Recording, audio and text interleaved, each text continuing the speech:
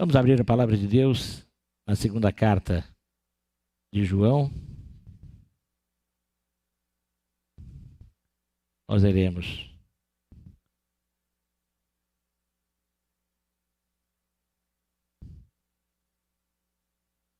faremos a leitura agora. Acompanhe, abra sua Bíblia, acesse, nós temos também o texto aí.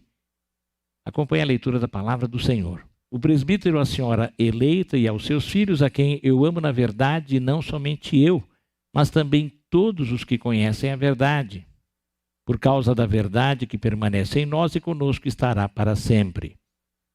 Que a graça, a misericórdia e a paz da parte de Deus Pai e de Jesus Cristo, Filho do Pai, estejam conosco em verdade e amor. Fiquei muito alegre por ter encontrado alguns de seus filhos que andam na verdade de acordo com o mandamento que recebemos do Pai. E agora, Senhora, peço-lhe, não como se escrevesse mandamento novo, mas o mesmo que temos tido desde o princípio, que nos amemos uns aos outros. E o amor é este, que andemos segundo os mandamentos de Deus. Este mandamento, como vocês ouviram desde o princípio, é que vocês vivam nesse amor.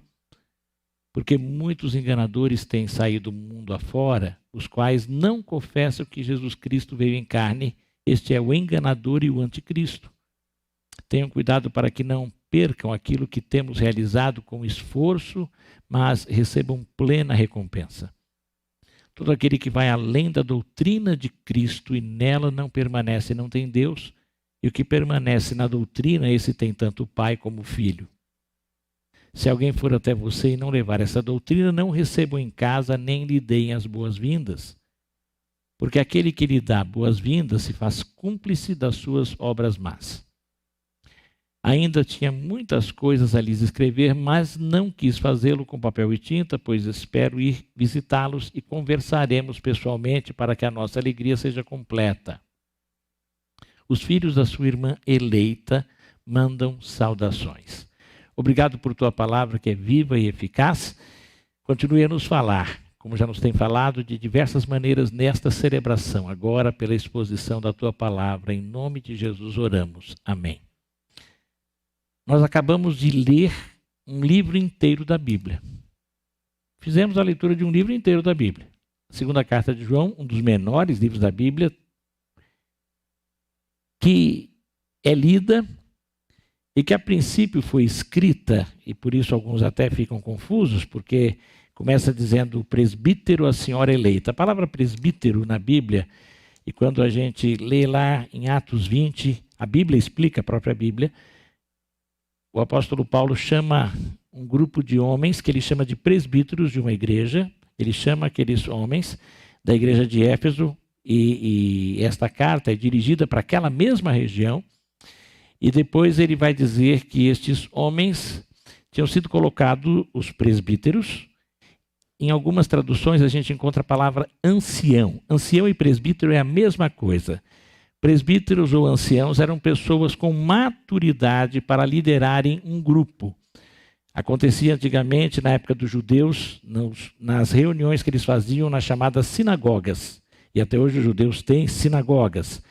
E as primeiras igrejas vieram dessa prática das sinagogas. As reuniões tinham até locais especiais, como eles têm ainda hoje, mas os cristãos não puderam ter e reuniam-se nas casas no início. Mas eles tinham essa liderança com pessoas maduras que ensinavam e são chamados de conselheiros, de orientadores, que podem ajudar na direção. Quando são chamados de bispos, porque presbítero na Bíblia também vai ser chamado de bispo, a palavra bispo, na língua grega, episcopos, significa superintendente, o que dirige, o que coordena as atividades. Então, esses homens que eram conselheiros e orientadores da comunidade, muitas vezes nas questões pessoais e até no ensino, eram também os que dirigiam todas as atividades, até administravam as questões e os negócios daquela comunidade, da sinagoga, e depois começou a acontecer isso na igreja, porque a igreja desde o início teve que se organizar. E é dito lá em Atos, Paulo dirige a ele e fala para eles pastorearem o rebanho de Deus. Então, presbítero, bispo, presbítero ou ancião, a tradução ancião vem do hebraico, presbítero vem do grego, mas é a mesma coisa. Bispo, que é o superintendente, ou pastor, são 3 títulos para a mesma função. Pastor e diácono depois vai ser apresentado como outro oficial. Por isso, as nossas igrejas nós temos apenas pastores e diáconos, mas poderiam os pastores serem chamados de presbíteros ou bispos.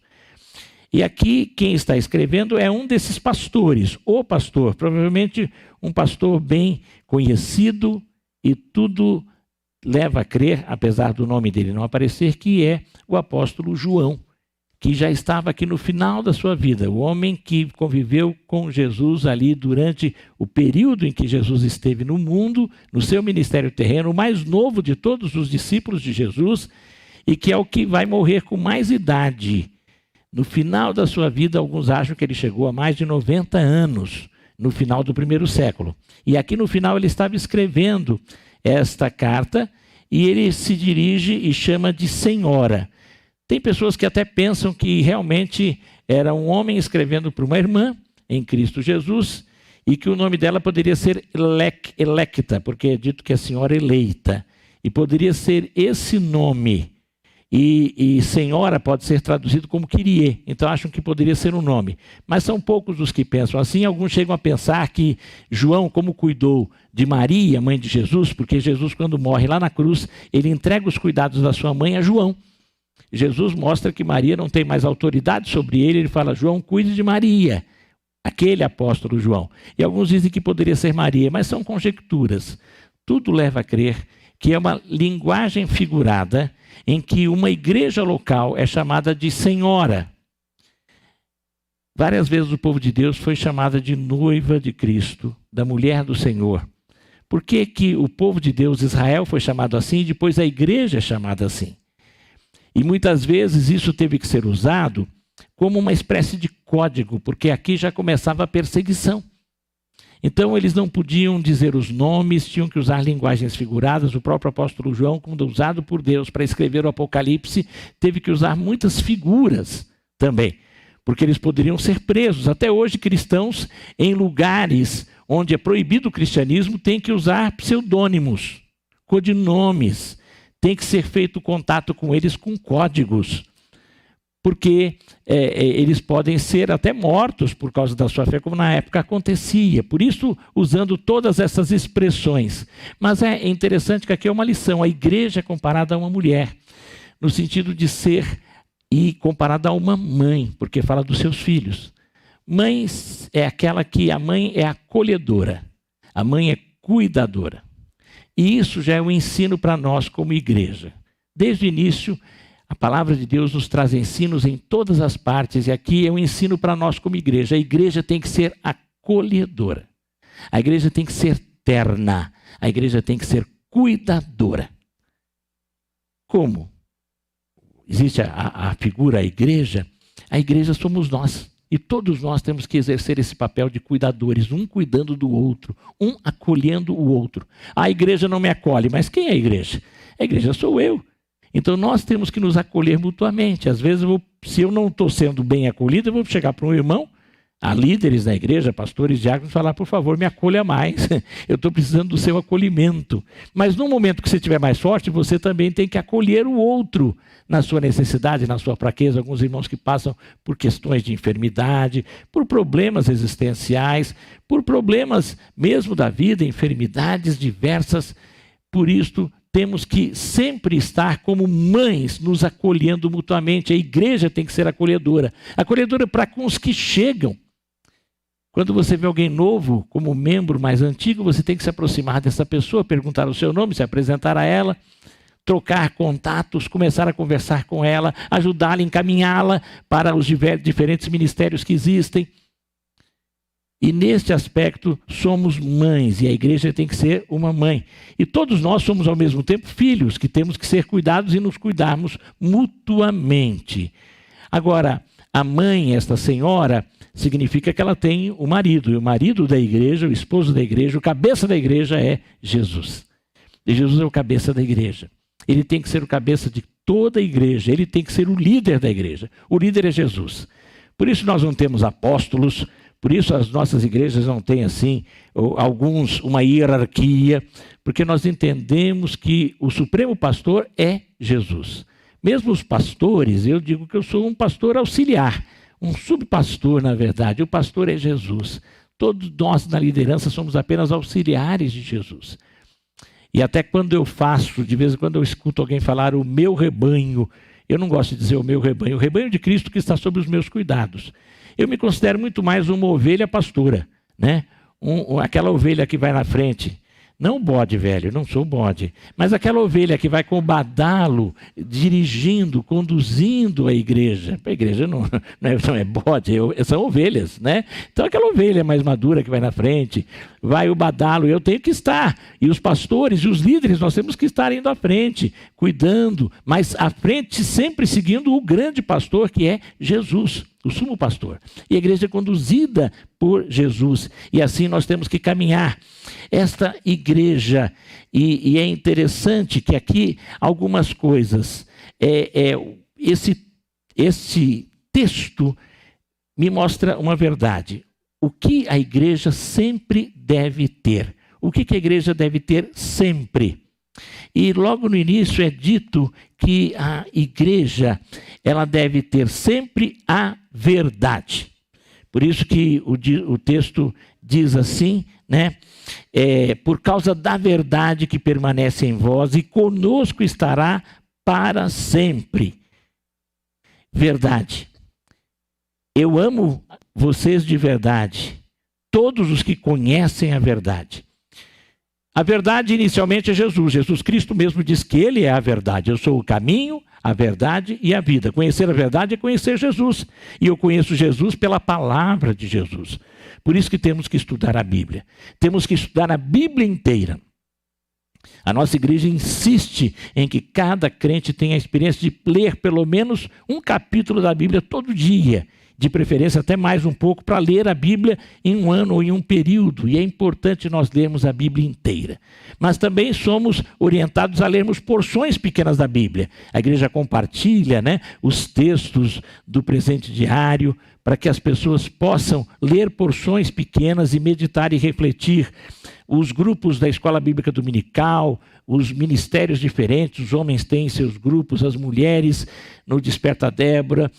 Sempre há orientação para textos pequenos que nós devemos parar e meditar, refletir e buscar aplicar isso na nossa vida sob a luz, a orientação do Espírito Santo, lendo a Bíblia em oração. Assim nós conheceremos toda a verdade, o que é de verdade, o que é o certo, o que é o correto, o que tem que ser seguido de verdade. Sim, verdade também que tem que ser a nossa marca. A marca do crente é a verdade, porque a mentira é a marca do diabo. Jesus Cristo diz que o diabo é o pai da mentira. A pior verdade é aquela que tem a pior mentira é aquela que tem maior conteúdo de verdade. Você pode falar uma quase verdade, mas se você põe um pouquinho de mentira, é perigoso. Nós estamos no período de muita comunicação social e sempre devemos estar atentos para as fake news. E sem querer nós mentimos quando nós compartilhamos algo que nós não temos certeza da origem daquilo. Antes de você compartilhar algo num grupo, qualquer grupo que seja, cheque a fonte, para que você não seja um espalhador de mentiras, de fake news. Mesmo que ela tenha bastante conteúdo de verdade, há algumas coisas agora, e é muito comum nesse período pessoas fazerem montagens. Às vezes a pessoa até falou aquilo, mas falou num outro momento, e fora do contexto passa a se entender errado. Ou a pessoa até falou, mas não falou exatamente naquele momento, e a gente solta aquilo, e alguém vai falar, olha só, estão soltando fake news. E tudo aquilo cai em descrédito. Então, muito cuidado, nós temos que falar a verdade e quando transmitimos alguma coisa, temos que ter certeza que aquilo é verdade. Checar. Muito cuidado para não falar inverdades acerca de outras pessoas.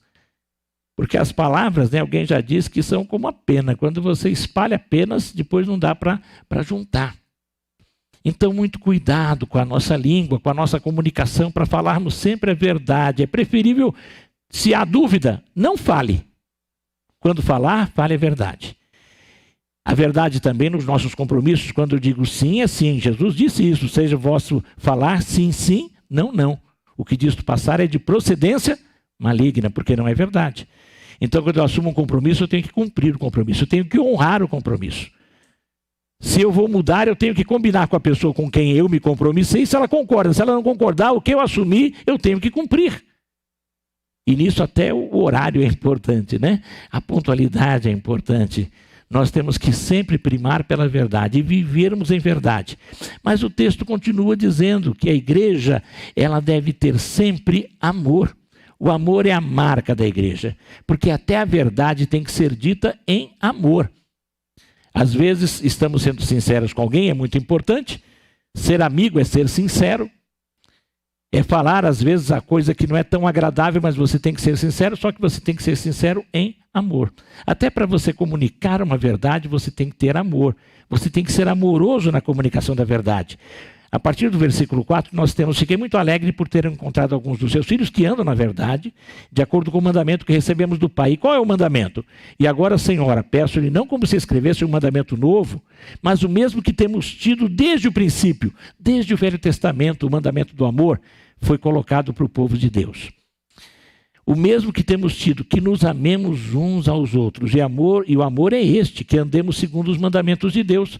Seguir os mandamentos de Deus é amar. Todos os mandamentos de Deus se resumem em amor. Não roubarás, não matarás, não dirás falso testemunho. Isso é amor.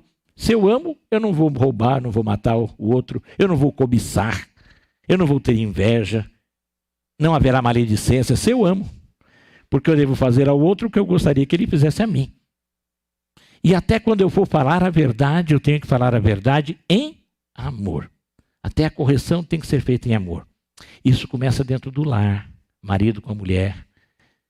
Eu falo para mim mesmo, eu sei que eu falo para mim mesmo, tenho que ser o meu primeiro ouvinte. Quando o pai ou a mãe vai falar com os filhos, quando os filhos vão falar com os pais.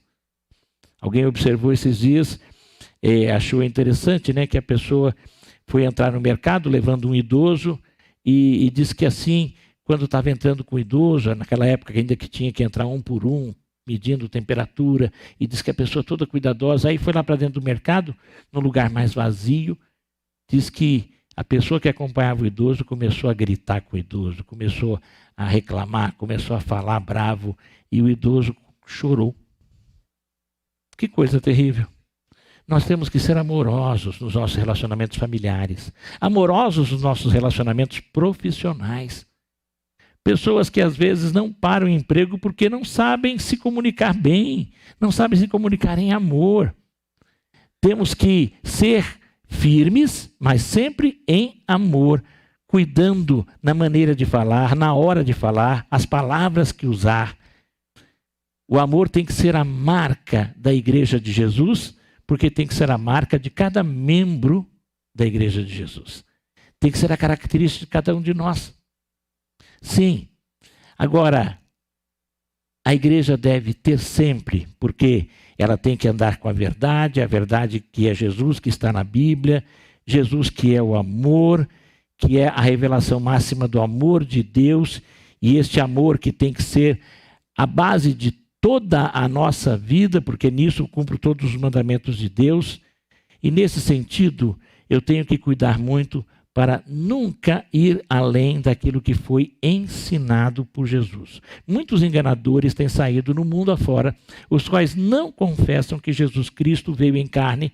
Este é o enganador e o anticristo. Naquela época, uma doutrina terrível, nós já temos falado sobre isso, a doutrina chamada do gnosticismo, que de alguma forma ainda existe hoje, que era uma doutrina que dizia que Jesus, ele não foi o próprio Deus.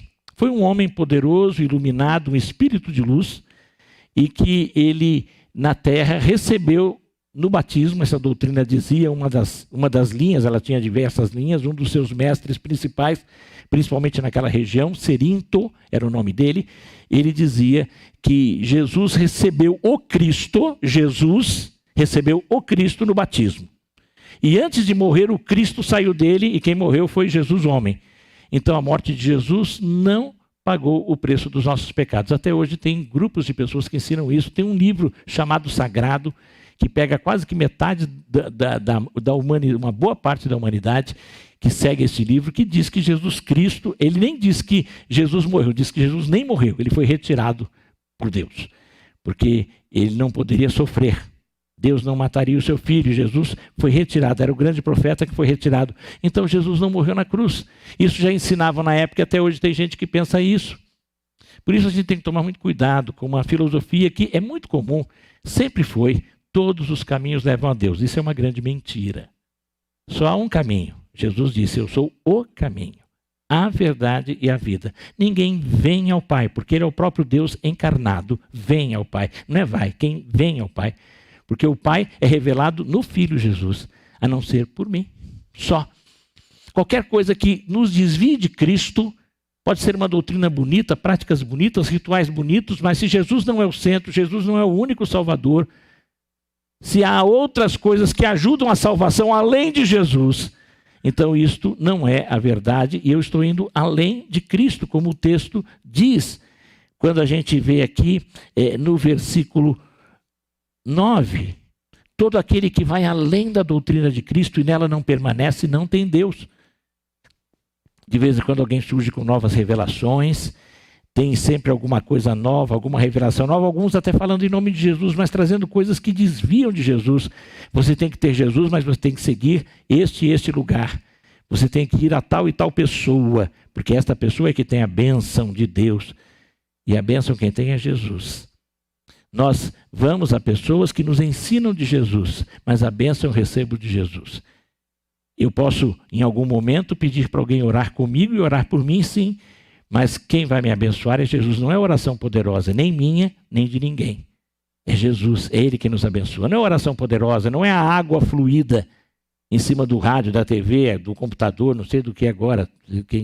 Não sei se dá para colocar a água, o copo de água em cima do celular, né? Se dá para colocar, porque antigamente tinha que colocar o copo d'água em cima da televisão, em cima do rádio, né? Para receber os fluidos.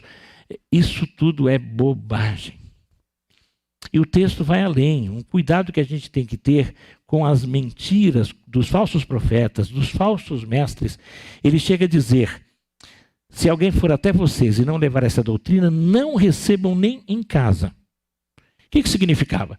Podia ser as igrejas se reuniam nas casas. Então, não era que você não fosse receber um vizinho, um visitante, porque na época tinham poucos hotéis. As pessoas realmente eram hospedadas nas casas. Mas as igrejas se reuniam nas grandes casas. Então, essa pessoa não deveria ser recebida dentro da igreja que estava reunida na casa, tendo uma palavra lá na hora, porque era uma falsa doutrina. Mas hoje, a gente não pode receber em casa mesmo. Sabe como? Se a pessoa está pregando um bocado de baboseira, por mais bonito que seja, tem alguns youtubers maravilhosos aí. Pessoal muito bom, os coachings gospels, né? Hoje a gente tem muito coaching gospel. E trazendo palavra assim, palavra assado, mas que foge da Bíblia, que cita pouquíssima Bíblia. Cita uma frase ou outra aqui da Bíblia, pinçada aqui e ali, fora do contexto, com pensamento positivo, com ideia positiva, com coisas assim. Cuidado. Não receba em casa, não ouça isso não. Ah, pastor, mas é gostoso, é bonito, toca uma música de fundo, tal. O cara é jeitoso, ele é simpático, ele faz isso e faz assado. O diabo é bonito e é simpático. O diabo, quando foi aparecer para Eva, ele foi no mais bonito dos animais. A serpente, na época, não era essa coisa repugnante. Devia ser a serpente, emplumada. Eu imagino que a serpente, na época, era parecida com o pavão. Ela devia ver assim, ela chegou em Eva, ela dava aquela tremidinha, Eva, querida. E ela vinha com aquela lábia, com palavras doces. O diabo vem com palavras doces. O diabo não fede, não. O diabo não tem chifre, nem rabo, e nem nada assim. Senão ninguém ficava com o diabo. O diabo se apresenta como anjo de luz. Gálatas 1:8 diz, mesmo que alguém, em meu nome, dizendo que é apóstolo, ou mesmo que um anjo de luz vos apresente um outro evangelho, além disso que já tem sido anunciado, seja isso que anátema, maldito. Então, irmão e irmã, não perca tempo ouvindo baboseira. Existe muita coisa séria. Você quer uma coisa séria? Eu vou fazer uma propaganda aqui que não é propaganda, porque na verdade é um ministério. Rádio Transmundial. Acesse a Rádio Transmundial. Você vai ter Bíblia e ensino e música de qualidade o dia em 24 horas por dia. Isso vale a pena. E tem outros programas sérios, igrejas sérias. Você quer orientação? Converse comigo, converse com o pastor, converse com os pastores e com os líderes da igreja, com os diáconos, e você vai ser orientado na coisa séria. Uma vez o irmão disse assim, olha, eu sei que aquele camarada, eu já percebi que ele é muito ganancioso, ele fala muito em dinheiro, é verdade, pastor, mas ele tem uma oração poderosa. O diabo. Os falsos profetas viriam, Jesus disse que à medida que o tempo se aproxima, a volta de Jesus cada vez está mais perto. E um dos sinais é o quê? Os falsos profetas virão até vós fazendo sinais e prodígios, milagres, em nome de Jesus, e maravilhas tais, se possível for, enganariam até os próprios escolhidos. Não chega a enganar, mas eu sou escolhido de Deus, então não vou ser enganado, mas você vai ser atrapalhado. Você poderia servir muito mais ao Senhor e você fica cheio de confusão. Fuja e não receba em casa. A Bíblia diz para não receber em casa. E receber em casa é receber no celular. É receber na televisão. É receber nos meios de comunicação. Não receba em casa. Ah, mas você vai rejeitar. Não, não é a palavra de Deus. A palavra de Deus eu aceito. O que é bonito, isso eu não tenho que aceitar para não ficar confuso, porque nós somos sujeitos à confusão. Vamos ouvir coisas boas. Eu estou dizendo, vá para a Rádio Transmundial, vá para outras coisas que eu posso indicar para você. E você vai ser edificado o dia inteiro. Se você está sem... Agora também posso te ajudar, te dar uma lista de pessoas que você pode ligar, evangelizar, falar, que é bom também. Trabalhar para Jesus. Podemos. Então, vamos estar ocupando a nossa mente e o nosso tempo, não recebendo em casa aquilo que pode nos trazer confusão e que vai além da doutrina de Cristo, do ensino da Bíblia, do ensino dos apóstolos, que está na Bíblia, os verdadeiros apóstolos, e não os falsos apóstolos que aparecem agora. Os apóstolos são verdadeiros, o último foi João. Depois não surgiu mais nenhum outro apóstolo. O que aparecer aí não é apóstolo, é apócrifo, é falso. Pastor, o senhor está sendo agressivo? Não, eu estou sendo verdadeiro, porque a Bíblia é verdadeira. Eu estou alertando, porque a Bíblia nos alerta. Mas se nós estivermos firmes na Bíblia, nós, por nós mesmos, vamos saber repelir o que não serve. Sim, muitas coisas mais nós temos que aprender. Mas aqui nós temos as coisas básicas. A igreja deve ter sempre a verdade. A igreja deve ter sempre amor. A igreja deve ter sempre a doutrina de Cristo. Isso significa que eu e você devemos ter sempre a verdade. Porque eu sou igreja. Você é igreja. Eu devo ter sempre a verdade. Falar a verdade, viver na verdade, que é Cristo. Ensinar a verdade. Eu devo ter sempre amor. Para compartilhar amor, compaixão e graça. Eu devo ter sempre a doutrina de Cristo. Então vamos dizer o que eu devo ter sempre? Você deve ter sempre, diz assim para você agora. Não fala para o outro irmão, não é para você. Eu não gosto dessa, fala para o irmão, não, fala para você. Porque a palavra de Deus fala para você. Então diga assim, eu devo ter sempre a verdade. Vamos, aponta para você. Não aponta para o outro, aponta para você.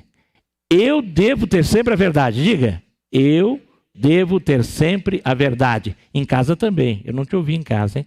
Fala aí. Eu devo ter sempre a verdade. Repita isso. Agora vamos dizer, a segunda coisa que eu devo ter sempre, porque eu sou igreja de Jesus, eu devo ter sempre amor. Vamos dizer, eu devo ter sempre amor. E eu devo ter sempre a doutrina de Cristo. Vamos dizer, eu devo ter sempre a doutrina de Cristo. Mas eu não posso ficar com isso para mim. Eu tenho que espalhar isso. Portanto, eu tenho que sempre espalhar a verdade. Eu sempre tenho que espalhar amor. Eu sempre tenho que proclamar a doutrina de Cristo. Que Deus abençoe a você. Que Deus me abençoe para vivermos assim. Amém?